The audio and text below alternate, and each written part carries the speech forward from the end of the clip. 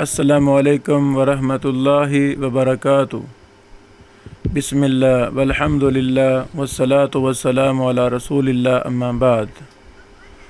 مہاجرین میں سے فقراء کی فضیلت، اللہ اکبر۔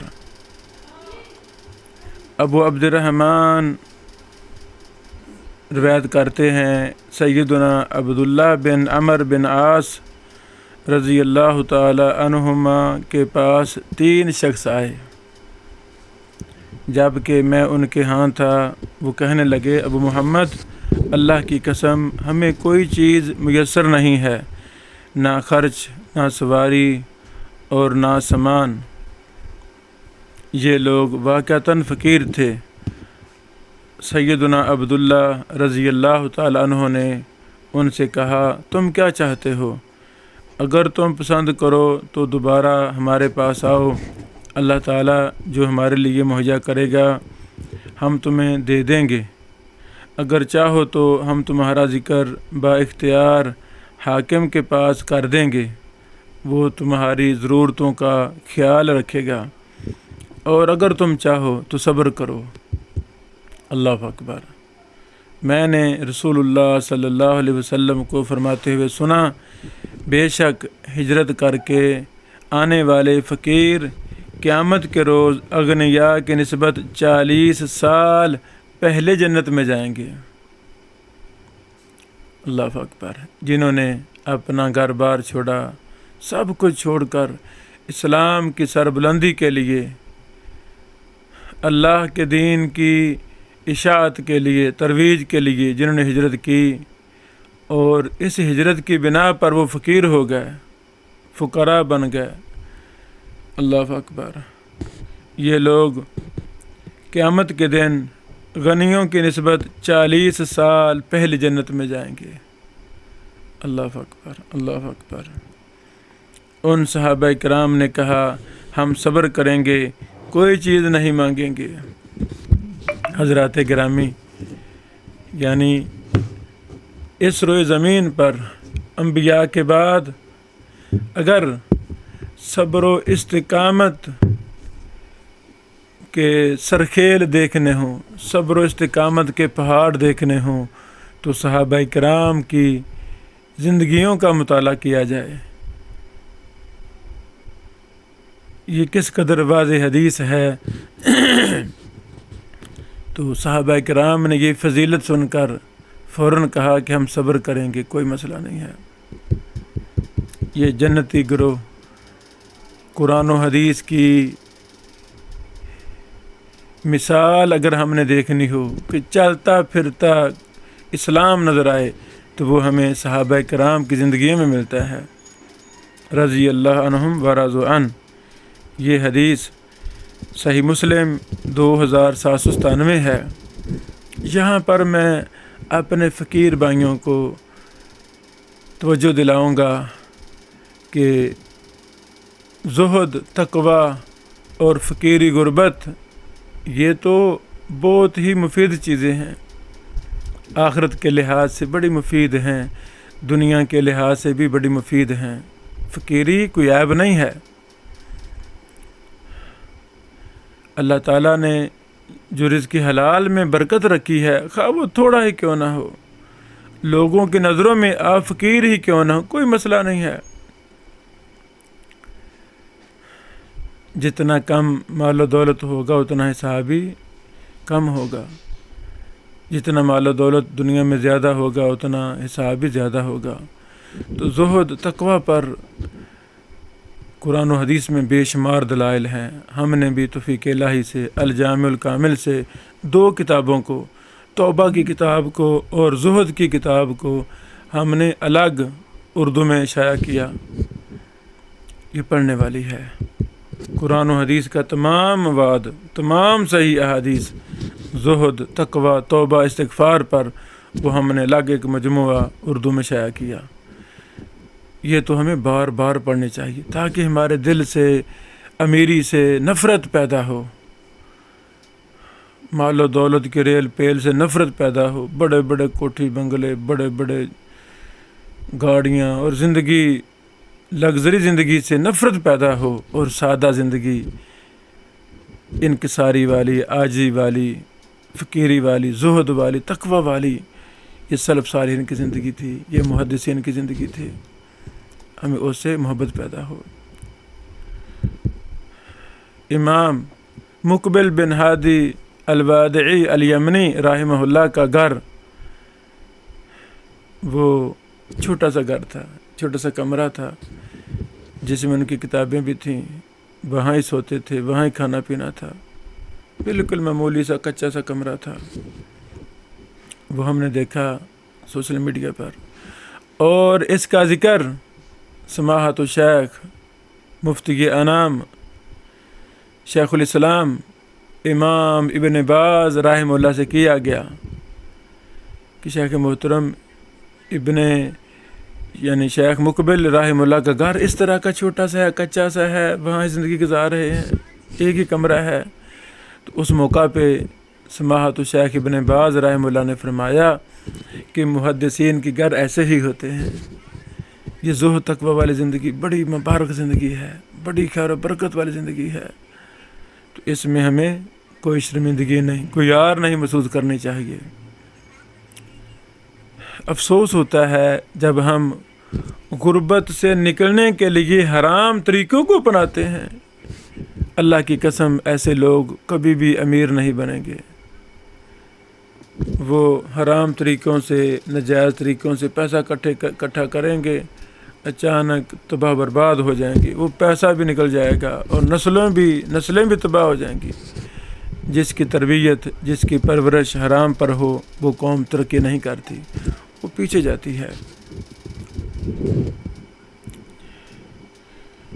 رسول اللہ صلی اللہ علیہ وسلم کے آزاد کردہ غلام سیدنا سبحان کہتے ہیں، میں رسول اللہ صلی اللہ علیہ وسلم کے پاس کھڑا تھا، ایک یہودی عالم آپ کے پاس آیا اور اس نے کہا، اے محمد صلی اللہ علیہ وسلم، آپ پر سلام ہو۔ میں نے اس کو اتنے زور سے دھکا دیا کہ وہ گرتے گرتے بچا۔ اس نے کہا، مجھے دھکا کیوں دیتے ہو؟ میں نے کہا، تم یا رسول اللہ انہیں کہہ سکتے۔ یہودی نے کہا، ہم تو آپ کو اسی نام سے پکارتے ہیں جو آپ کے گھر والوں نے آپ کا رکھا تھا۔ اللہ اکبر۔ تو رسول اللہ صلی اللہ علیہ وسلم نے فرمایا، یقیناً میرا نام محمد صلی اللہ علیہ وسلم ہے جو میرے گھر والوں نے رکھا ہے۔ یہودی بولا، میں آپ سے پوچھنے آیا ہوں۔ یہاں پر بھی صحابہ کی غیرت، سبحان اللہ، کہ تو نے رسول اللہ کیوں نہیں کہا، تو نے محمد کیوں کہا ہے؟ سبحان اللہ، سبحان اللہ۔ یہودی بولا، میں آپ سے پوچھنے آیا ہوں۔ رسول اللہ صلی اللہ علیہ وسلم نے اسے فرمایا، اگر میں تمہیں کچھ بتاؤں گا تو کیا تمہیں اس سے فائدہ ہوگا؟ اس نے کہا، میں اپنے دونوں کانوں سے توجہ سے سنوں گا، بتائیں میں سنوں گا، پوری توجہ سے سنوں گا۔ تو رسول اللہ صلی اللہ علیہ وسلم نے ایک چھڑی جو آپ کے پاس تھی زمین پر آہستہ آہستہ ماری اور فرمایا، پوچھو۔ یہودی نے کہا، جس دن زمین دوسری زمین سے بدلے گی اور آسمان بھی بدلے جائیں گے تو لوگ کہاں ہوں گے؟ اللہ اکبر۔ قیامت کے دن یہ زمین بدل جائے گی، آسمان بدل جائے گا تو لوگ کہاں ہوں گے؟ رسول اللہ صلی اللہ علیہ وسلم نے فرمایا، وہ پل صراط سے ذرا پہلے اندھیرے میں ہوں گے۔ آپ نے فرمایا، فقراء مہاجرین۔ یہودی نے پوچھا، جب وہ جنت میں داخل ہوں گے تو ان کو کیا پیش کیا جائے گا؟ تو آپ صلی اللہ علیہ وسلم نے فرمایا، مچھلی کے جگر کا زائد حصہ۔ اس نے کہا، اس کے بعد ان کا کھانا کیا ہوگا؟ آپ نے فرمایا، ان کے لیے جنت میں بیل ذبح کیا جائے گا جو اس کے اطراف میں چرتا پھرتا ہے۔ اللہ اکبر۔ اس نے کہا، اس کھانے پر ان کا مشروب کیا ہوگا؟ آپ نے فرمایا، اس جنت کے سلسبیل نامی چشمے سے، اللہ اکبر، پانی پئیں گے۔ اس نے کہا، آپ نے سچ کہا۔ ایک یہودی میرے پیغمبر محمد رسول اللہ صلی اللہ علیہ وسلم کی باتوں کو سچ کہہ رہا ہے، تصدیق کر رہا ہے، چونکہ میرا نبی صلی اللہ علیہ وسلم اپنی طرف سے بات کرتے نہیں۔ وما ينطق عن الهوى، آپ تو وحی کے مطابق ہی بات کرتے تھے، آپ اپنی طرف سے بات کرتے نہیں تھے۔ اس نے کہا آپ نے سچ کہا ہے، پھر کہا میں آپ سے ایک چیز کے بارے میں پوچھنے آیا ہوں، اور جسے اہل زمین سے محض ایک نبی جانتا ہے یا ایک دو اور انسان۔ آپ نے فرمایا اگر میں نے تمہیں بتا دیا تو کیا تمہیں اس سے فائدہ ہوگا؟ اس نے کہا میں کان لگا کر سنوں گا، توجہ سے سنوں گا۔ اور فائدہ وہی بات دیتی ہے جو توجہ کے ساتھ، انہماک کے ساتھ، سمجھنے کی نیت سے، تبدیلی کی نیت سے سنی جائے، ورنہ فائدہ نہیں ہوتا۔ اس نے کہا میں آپ سے اولاد کے بارے میں پوچھنے آیا ہوں۔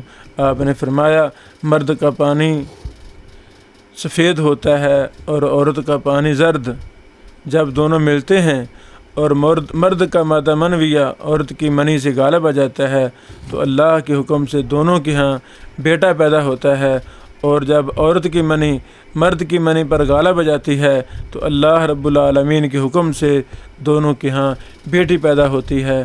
یہودی نے کہا آپ نے واقعی صحیح فرمایا اور آپ یقیناً نبی ہیں۔ پھر وہ پلٹ کر چلا گیا۔ رسول اللہ صلی اللہ علیہ وسلم نے فرمایا اس نے مجھ سے جس چیز کے بارے میں سوال کیا اس وقت تک مجھے اس میں سے کسی چیز کا کچھ علم نہ تھا، حتیٰ کہ اللہ تعالیٰ نے مجھے اس کا علم عطا کر دیا۔ بذریعہ وحی آپ کلام کرتے تھے، اللہ کی طرف سے مسلسل وحی آتی تھی۔ اللہ اکبر، اللہ اکبر۔ یہ حدیث صحیح مسلم حدیث نمبر 315 ہے۔ اسی طرح سیدنا عبداللہ بن عمر بن عاص رضی اللہ تعالی عنہما بیان کرتے ہیں کہ ایک مرتبہ رسول اللہ صلی اللہ علیہ وسلم نے صحابہ کرام سے پوچھا کیا تم جانتے ہو مخلوق میں سے سب سے پہلے جنت میں کون داخل ہوں گے؟ صحابہ کرام نے عرض کیا اللہ اور اس کے رسول ہی بہتر جانتے ہیں۔ رسول اللہ صلی اللہ علیہ وسلم نے فرمایا جنت میں سب سے پہلے مخلوق اللہ کی مخلوق میں سے وہ فقراء اور مہاجرین ہوں گے جن کے آنے پر دروازے بند کر دیے جاتے ہیں۔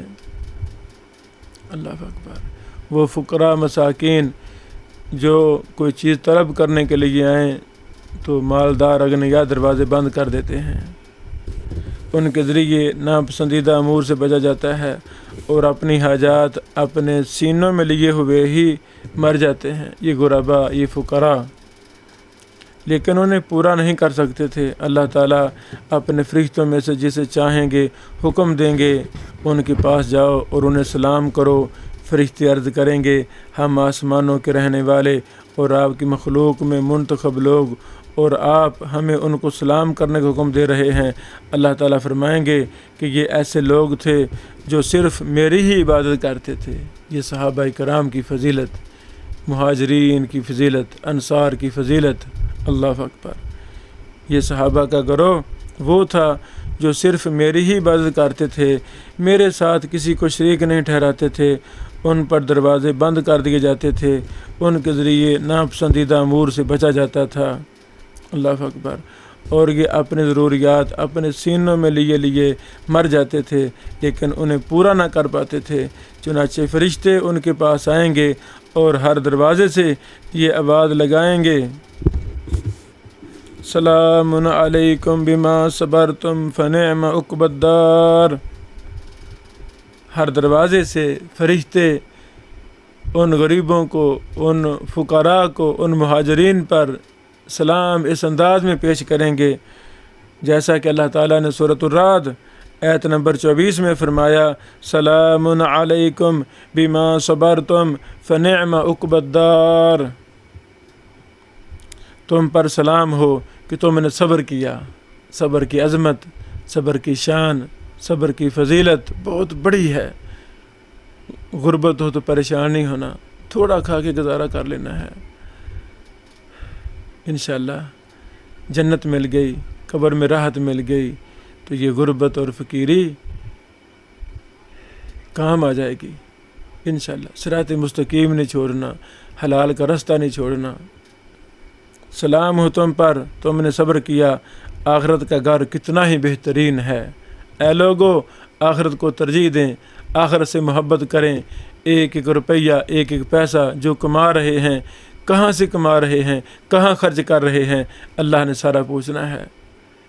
یہ ذہن میں رکھ کر زندگی گزاریں۔ یہ صحیح حدیث مسند احمد 6570، 6571، مسند بازار 2457 میں ہے، اور اس کو امام ابن حبان 7221 اور امام حاکم جلد 2 صفحہ 71 نے صحیح کہا ہے۔ الحمدللہ۔ سیدنا واصلہ بن اسقا سے روایت ہے، وہ کہتے ہیں، سیدنا واصلہ بن اسقا رضی اللہ تعالی عنہ سے روایت ہے، وہ کہتے ہیں میں اصحاب صفہ میں سے تھا۔ اللہ اکبر۔ اصحاب صفہ وہ طلاب علم جو صفہ میں رہتے تھے، رسول اللہ صلی اللہ علیہ وسلم سے دین سیکھتے تھے، قرآن و حدیث سیکھتے تھے۔ میں نے دیکھا ہمارا یہ حال تھا کہ ہم میں سے کسی شخص کے پاس مکمل لباس نہیں تھا، اتنی غربت تھی، اور میل کچیل کی وجہ سے پسینے سے ہمارے جسم پر لکیریں پڑ جاتی تھیں۔ ایک دن اچانک رسول اللہ صلی اللہ علیہ وسلم ہمارے پاس تشریف لائے اور فرمایا، فقراء مہاجرین کے لیے خوشخبری ہو۔ اللہ اکبر۔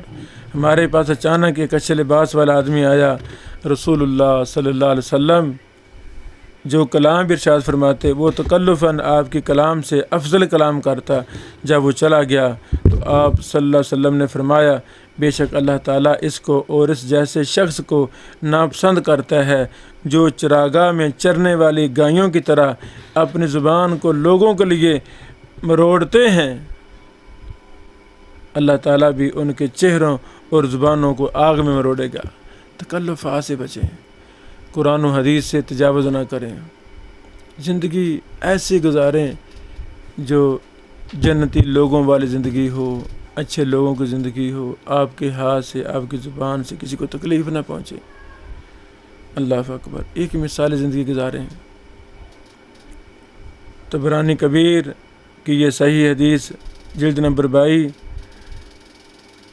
اور 170 نمبر صفحہ ہے۔ المعجم الکبیر طبرانی جلد 22 صفحہ 170، یہ صحیح حدیث ہے۔ اللہ سے دعا ہے اللہ تعالی ہمیں زہد تقوی سیکھنے کی توفیق عطا فرمائے۔ ابھی جو ہم نے کتاب شائع کی سنہری نقوش، اس میں قرآن و حدیث کے دلائل زہد پر، فقیری پر، ان کو ہم نے پہلے جمع کیا، پھر صحابہ کرام، تابعین، تبع تابعین، ائمہ محدثین، ائمہ ہدی، ائمہ تقیٰ، وہ زہد اور فقیری کو کتنے اہمیت دیتے تھے، اس میں ہم نے کافی زیادہ تفصیل درج کر دی ہے۔ یہ پڑھنے کے لائق ہے تاکہ ہم زہد، تقوی اور فقیری سے محبت رکھیں۔ فقراء پر اللہ تعالیٰ کی خاص مہربانیاں ہوتی ہیں۔ تاریخ اٹھا کے دیکھ لیں، جس نے بھی بڑے بڑے کارنامے سر انجام دیے ہیں، محدثین ہوں، مورخین ہوں، مجاہدین ہوں، تو وہ آپ کو اکثر فقراء نظر آئیں گے، مساکین نظر آئیں گے۔ تو فقیروں اور مسکینوں پر اللہ تعالیٰ کی خاص مہربانی، خاص شفقت ہوتی ہے۔ اللہ تعالیٰ ہم سب سے راضی ہو جائے اور صحابہ کرام کی محبتیں ہمارے سینوں میں بھر دے۔ آمین۔